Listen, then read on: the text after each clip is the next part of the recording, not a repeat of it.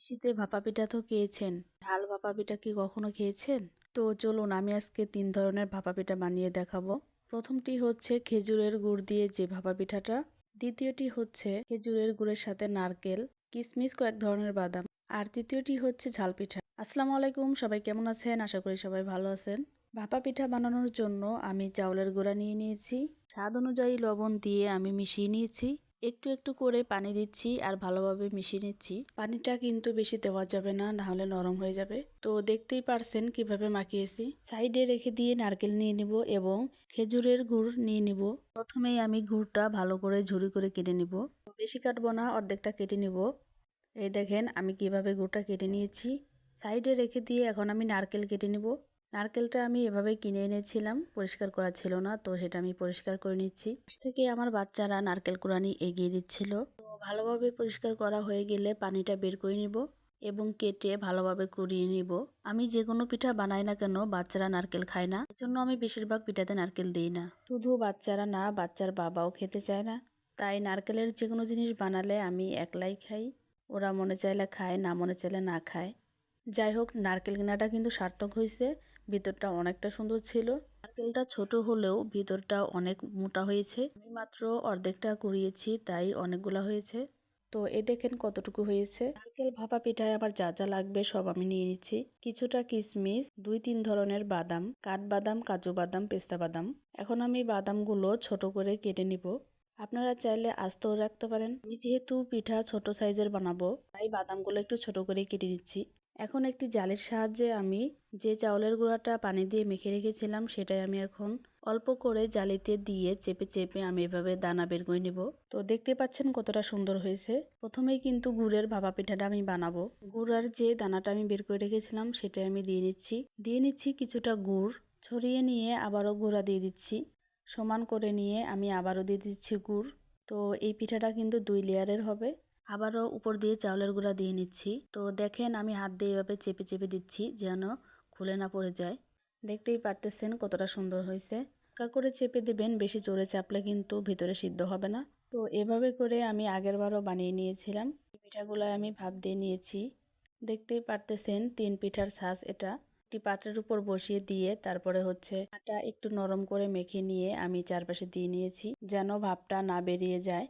এখন কিন্তু পিঠার উপরে আমি পাতলা সুতি কাপড় দিয়ে এভাবে দিয়ে নিয়েছি। দেখতেই পারতেছেন কাপড়টা পিঠার উপরে দিয়ে আমি কিভাবে দিয়ে নিচ্ছি ছাঁচের ভিতরে। আর হ্যাঁ, যে পাত্রটা দিয়ে আমি ছাঁচের উপরে পিঠাগুলো দিচ্ছিলাম তার উপরে হালকা বাড়ি দিয়ে নিচ্ছিলাম যেন পাত্রটির সাথে না লেগে থাকে। এখন আমি একটা ঢাকনা দিয়ে ঢেকে দিব। পিঠাগুলা যেহেতু ছোট সাইজের, এজন্য আমার 10 থেকে 15 মিনিট সময় লেগেছে। তো পিঠাগুলা দেওয়ার আগে যে পিঠাগুলা নামিয়েছি একই পিঠা আমি একটু ভেঙে নিয়ে দেখাচ্ছি কিরকম হয়েছে। দেখতেই পারতেছেন ভিতরের গুড়গুলা একদম গলে গিয়েছে। এখন বানিয়ে দেখাবো নারকেলের পিঠাটা। প্রথমেই গুড় নিয়ে নিচ্ছি, তারপরে হচ্ছে খেজুরের গুড় দিয়ে নিচ্ছি। হাত দিয়ে সুন্দরভাবে চারিদিকে ছড়িয়ে দিব।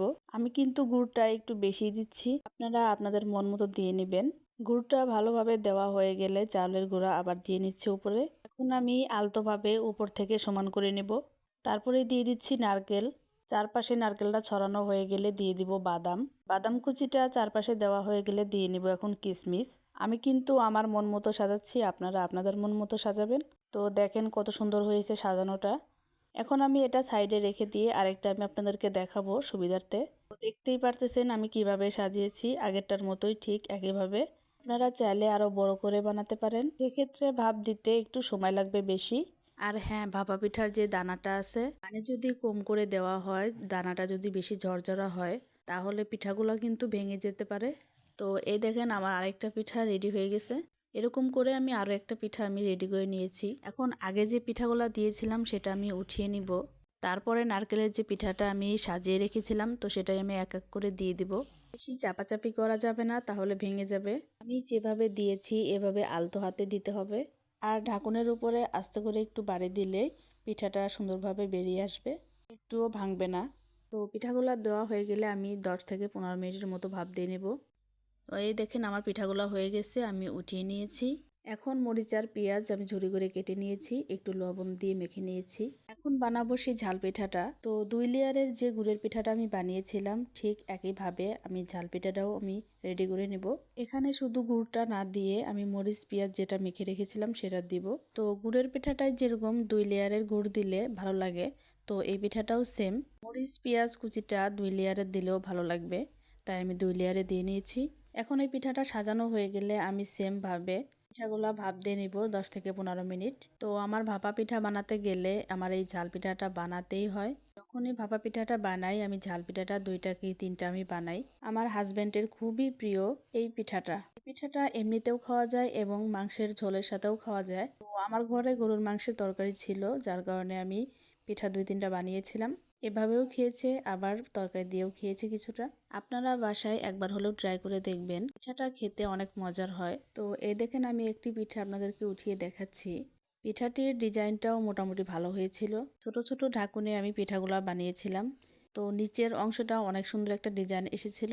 আপনারা চাইলে যে কোনো পাত্রেই পিঠাটি বানাতে পারেন। এই দেখেন আমি ঝাল পিঠাটা ভেঙে দেখাচ্ছি ভিতরে কেমন হয়েছে। তো ভিডিওটি যদি আপনাদের কাছে ভালো লেগে থাকে আমার চ্যানেলটি সাবস্ক্রাইব করে দিবেন। যারা ফেসবুক পেজ থেকে দেখছেন আমাকে এখনো ফলো দেননি অবশ্যই তাড়াতাড়ি ফলো দিয়ে দিবেন। আল্লাহ হাফেজ।